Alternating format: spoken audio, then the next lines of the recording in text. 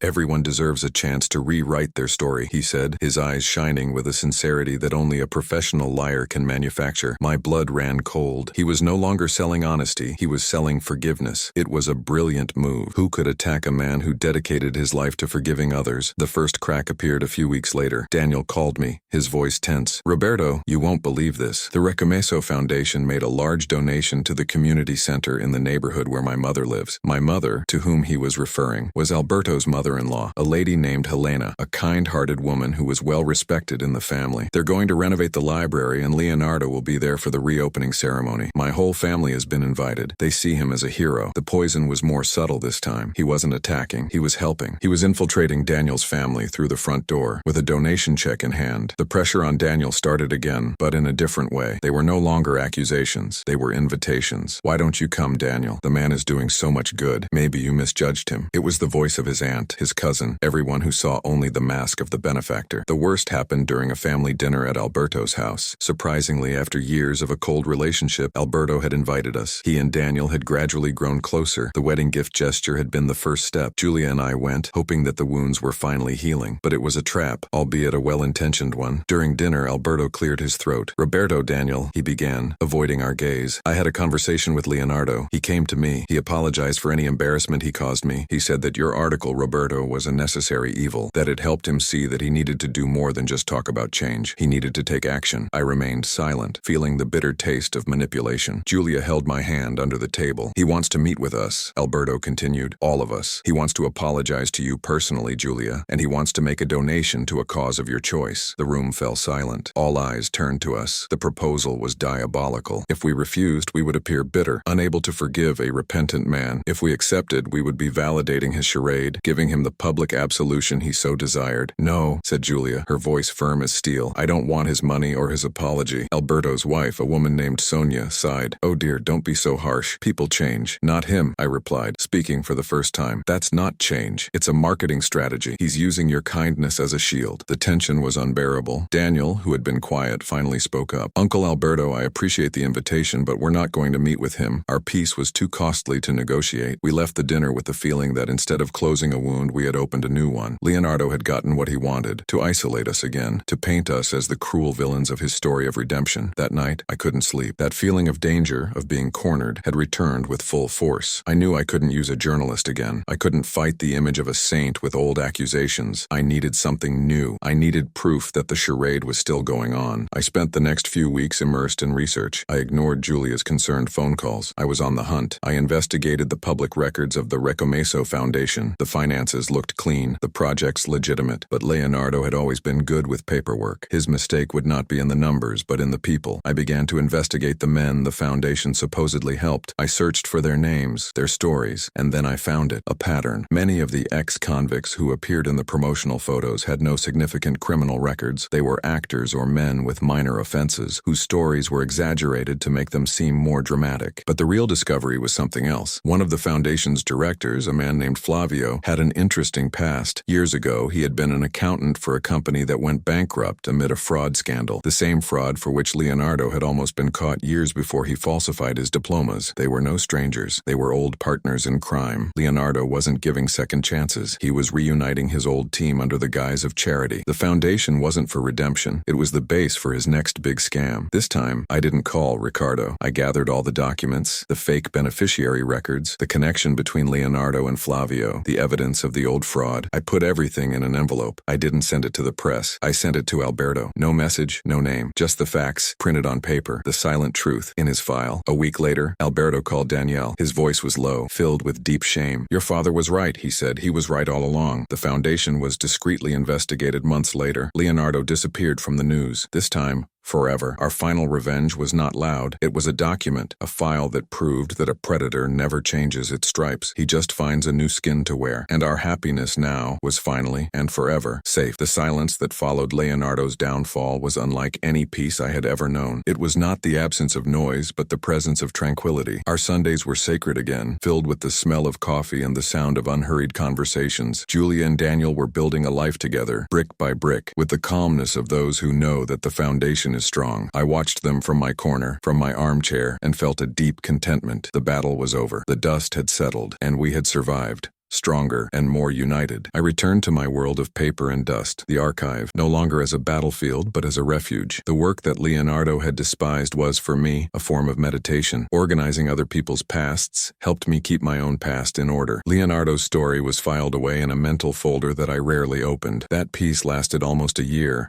of blessed normality. Until on a gray autumn afternoon, the past knocked on my door not with a bang, but with the soft sound of a letter sliding across the floor. It was an official envelope from a law firm in the city center. My heart, trained by mistrust, leapt. I opened it with trembling fingers. The document spoke in formal terms about a class action lawsuit against Leonardo. A group of people, deceived by his successful seminars years earlier, were finally taking the case to court. They had lost their savings, their businesses, their hopes. The name of Ricardo, the journalist, was on the document. He had put them in touch with me. The letter ended with a clear request. They needed my testimony. They wanted me to tell my story, to present the evidence I had gathered. They wanted the man who had acted in the shadows to come into the light. I read the letter twice. My first reaction was a silent and firm no. We had found peace. Why dig up a ghost? Expose Julia to all that again? Relive the humiliation, the pain, the fear. My revenge had been personal, surgical, to protect my daughter. It was never meant to be a public spectacle. I put the letter in a drawer and tried to forget about it, but the image of those people described in the document as victims of fraud wouldn't leave my mind. They were people like me who believed in a well-rehearsed smile and paid a high price for it. That night during dinner, I told Julia and Daniel. I saw the fear in my daughter's eyes. "Dad, no," she said, her voice low. "It's over. We won. Leave it behind." Daniel held her hand but looked at me. He understood my hesitation. "Roberto, no one will judge you if you refuse. You did what needed to be done for your family. You don't owe anyone else anything." His words were meant to comfort me, but they struck me in a strange way. I didn't owe anything? Me? A man who had spent his entire life keeping records so that the truth would not be lost? The following days were difficult. The silence at home was no longer peaceful, but tense. Julia was quieter, worried. I knew she was reliving everything in her mind. The idea of seeing her name in the newspapers again associated with Leonardo was a nightmare. I was determined to refuse. I wrote a draft email to the lawyer, politely declining the request. My family came first, but before I sent it, the lawyer called me. "Mr. Roberto," said a calm voice on the other end, "I understand your position, but I would like you to meet just one of the people we represent. His name is Francisco. He won't ask for anything, he just wants to talk." Against my better judgment, I agreed. I met Francisco at a simple coffee shop near my work. He was a man in his 70s, with calloused hands from a lifetime of labor, and a tired look in his eyes. He had a small auto repair shop. Leonardo had convinced him to invest all his retirement money in one of his fraudulent schemes. Francisco lost everything. "I don't want the money back," he told me. stirring his coffee with a spoon. It's too late for that. I just want the story to be told right. I want it to be recorded somewhere official that he was a liar, that he deceived good people, so that my name won't go down in history as that of a foolish old man who lost everything. Those words hit me hard. Let it be recorded. It was the essence of my work, the essence of who I was. I wasn't an avenger. I was an archivist, someone who believes that the truth, however painful, must be preserved. I returned home that night with a clarity I hadn't felt since Julia's wedding day. I sat with her and Daniel in the living room. The light from the lamp cast long shadows across the room. "I'll testify," I said, my voice firm. Julia closed her eyes, and a tear ran down her cheek. "Dad, I'm so scared." I leaned in and held her hands. They were the same small hands I used to hold to help her cross the street. "I know, sweetheart, but the fear we feel now is the ghost of what has already passed. We are no longer those frightened people. Look at us. Look at you and Daniel. Look at the love you have built. No lie, no court can touch that. That is real." I turned to Daniel. What Francisco asked me for was not revenge. It was a record, and I cannot deny that. It would be like tearing out the most important page in the book of my own life. Daniel nodded slowly. "I understand, and will be with you every step of the way." At that moment, the decision ceased to be a burden and became a purpose. We were no longer defending ourselves. We were asserting ourselves. Months later, I was in court. Julia and Daniel sat in the front row. When I was called to testify, I walked to the stand feeling their eyes on me. There was no more fear on their faces, only strength. I told everything. I spoke of the whisper at the wedding, my silent investigation, the lies I discovered. I presented the documents. My voice did not tremble. I was not speaking out of anger, but out of a duty to the facts. When I finished, I looked at Francisco, who was sitting in the back. He gave a slight nod, a gesture of gratitude that was worth more than any verdict. The victory in court was just a formality. The real victory happened there, in that room, when my family and I faced the past together, not as victims, but as guardians of our own history. The ultimate revenge was not to destroy Leonardo. It was ensuring that the truth about him was recorded forever, in the most important archive of all, that of justice. And with that page finally turned, we were truly free. Freedom had a taste I didn't remember. It was the taste of a leisurely breakfast, of reading the newspaper on the porch, of silence that was not heavy, but full of peace. After the trial, Leonardo's name dissolved into thin air, like smoke. He was convicted, and the news about the case was minor, footnotes in the city's history. To the world, he was just another con man. For us, it was the end of a long war. Julia and Daniel flourished in this tranquility. They started talking about buying a bigger house, maybe outside the city. The idea of a grandchild, once a distant and frightening hope, was now a happy possibility that came up in our Sunday conversations. I saw the sparkle in my daughter's eyes, a sparkle that pain had extinguished for so long, and I felt that every second of fear and struggle had been worth it. I had filed away the past. Leonardo's mental folder was locked and stored in the deepest basement of my memory. I went back to being just Roberto, the retired archivist, Julia's father, and that was more than enough. For almost 2 years, life was exactly like that, calm, predictable, and good, until a new letter arrived. It wasn't an official envelope, nor was it from a law firm. It was a simple white envelope with my name and address written by hand in elegant but slightly shaky handwriting. Inside was a single sheet of paper. The letter was from a woman named Marta. She wrote that she had learned of my involvement in Leonardo's case through one of the lawyers who represented the victims. She praised me for my courage, but said that was not why she was writing. Marta told me her story. Her husband, a man named Raul, had owned a small construction company. Years ago, he had been driven into bankruptcy by a powerful and unscrupulous businessman, a man named Cesar. Raul lost everything and, consumed by shame and despair, fell ill and died shortly thereafter. Marta was convinced that the bankruptcy was not a simple business failure, but a well-orchestrated fraud. She spent years trying to prove it, but Cesar was shielded by expensive lawyers